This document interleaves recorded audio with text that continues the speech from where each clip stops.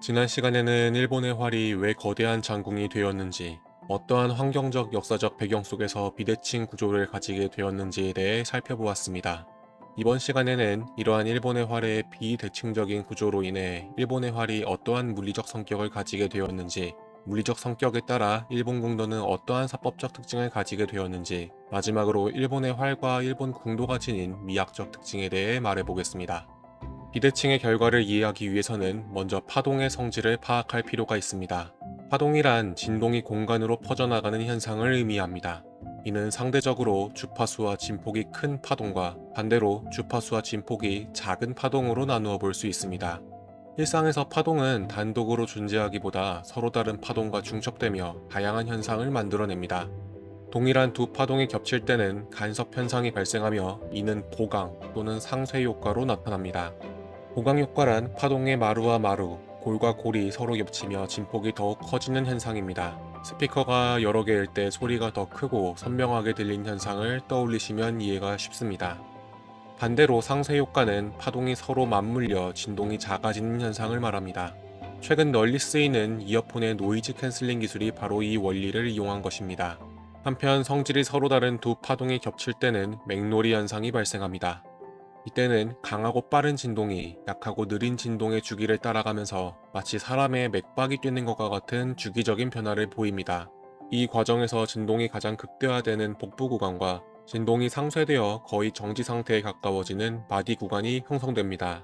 먼저 한국의 전통 활인 각궁을 살펴보겠습니다. 각궁은 활의 힘과 무게의 중심점에 손잡이가 위치하는 대칭적 구조를 가집니다. 발시 직후 위아래 양 끝에서 발생한 충격은 동일한 진동수와 파형을 그리며 거의 같은 시간에 줌통으로 집중되어 전달됩니다.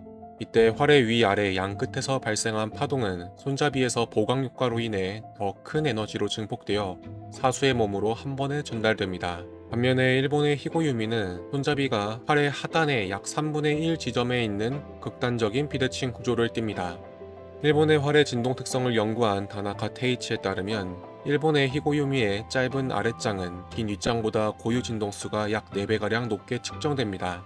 이로 인해 발시 직후 활의 아랫장에서는 빠르고 강한 파동이 발생하고 활의 윗장에서는 느리고 완만한 진동이 발생하여 이 서로 다른 파동이 줌통 부근에 중첩되면서 앞서 언급한 맥놀이 현상이 발생하게 됩니다. 이러한 구조적 차이는 사수가 활의 발시 충격을 전혀 다르게 느끼도록 합니다. 대칭 구조를 가진 각궁이 고무망치로 벽을 치는 듯한 단발성에 강한 타격감을 준다면 비대칭 구조를 가진 히고유미는 날카로운 선행 진동에 이어 얇은 철자가 출렁이는 듯한 후행 진동을 만들어냅니다. 즉, 한 번에 집중될 충격을 시간적으로 쪼개어 분산시킴으로써 사수의 신체적 부담을 완화하는 결과를 가져옵니다. 또한 현대활과 복원활에 대한 역학적, 생체공학적 접근을 발표한 호소야 사토시는 일본활의 손잡이가 진동이 최소화되는 지점인 이른바 진동의 마디에 위치한다는 사실을 밝혀냈습니다. 일반적으로 활의 힘이 집중되는 진동의 복부 지점에 손잡이를 배치하는 경우 화살의 비행 직진성을 확보한 데는 가장 유리한 조건이 됩니다. 하지만 이 지점은 역설적으로 진동 에너지가 가장 극대화되는 곳이기에 발시의 충격이 사수의 신체에 고스란히 전달된다는 치명적인 단점이 있습니다. 반면에 일본의 활은 화살의 직진성에서 다소 손해를 보더라도 진동이 가장 억제되는 진동의 마디에 손잡이가 자리 잡음으로써 사수의 신체적 부담을 더욱 최소화하고 있습니다. 앞서 언급한 대로 단화장상의 비대칭 구조는 화살의 비행 궤적에 영향을 미칩니다. 현대활과 복원활의 역학적, 생체공학적 연구 외에도 호소야 사토시, 미야지 치카라, 코바야시 카즈토시가 함께 연구한 히고유미의 복원 시뮬레이션에 따르면 단화장상의 비대칭 구조에서 사수가 활을 단순히 고정하고 발시하는 경우 복원력이 강한 아랫장으로 인해 화살이 위로 떠올려지는 현상이 나타나게 됩니다. 이로 인해 화살은 조준선보다 위로 치솟는 상향 포물선 궤적을 그리게 됩니다. 일본활 특유의 사법은 바로 이 물리적 한계를 극복하도록 발달했습니다. 화살의 수평 직진성을 확보하기 위해 엄지와 검지 사이의 범하기로 활을 위에서 아래로 강하게 눌러주는 기술, 이른바 우아오시가 발달하게 됩니다.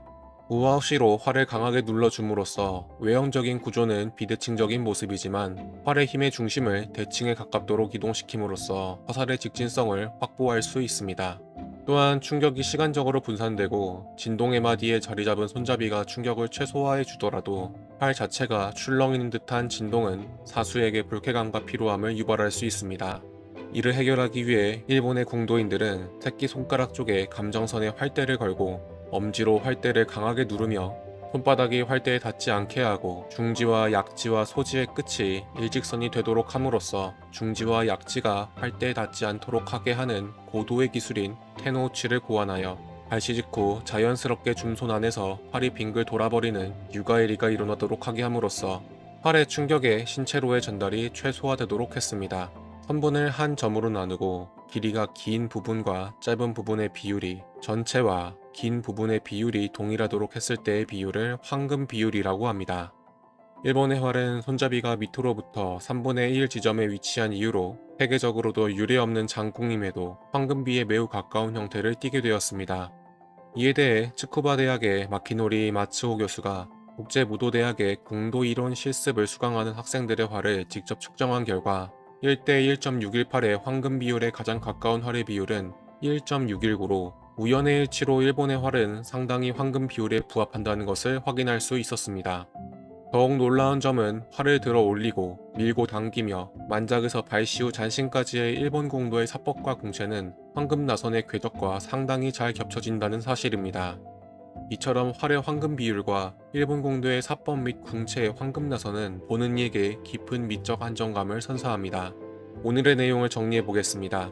손잡이가 밑에서 3분의 1 지점에 위치한 비대칭 구조로 인해 일본 활은 물리적으로 발시 충격을 시간적으로 분산하고 진동이 가장 적은 진동의 마디에 위치하여 사수로의 활의 충격을 최소화할 수 있었습니다. 사법적으로는 화살의 비행 직진성을 위한 우아오시와 발시 충격을 최소화하기 위한 테노우치가 발달하게 되었습니다.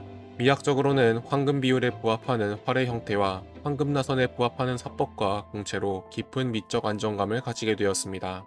지난 1강과 이번 2강을 통해 우리는 일본의 활과 일본 궁도에 내재된 과학적 실체를 함께 고찰해 보았습니다. 단순히 외형적인 독특함에서 비롯된 주관적인 해석이나 비대칭 구조에 대한 오해를 넘어 역사적, 물리적 필연성과 공학적 지혜를 확인하는 시간이 되셨기를 바랍니다. 이어지는 다음 시간에는 이러한 일본의 활과 활쏘기가 어떻게 계승되고 분화되어 왔는지 일본 공도의 다양한 유파들의 세계를 탐구해 보겠습니다. 시청해주셔서 감사합니다.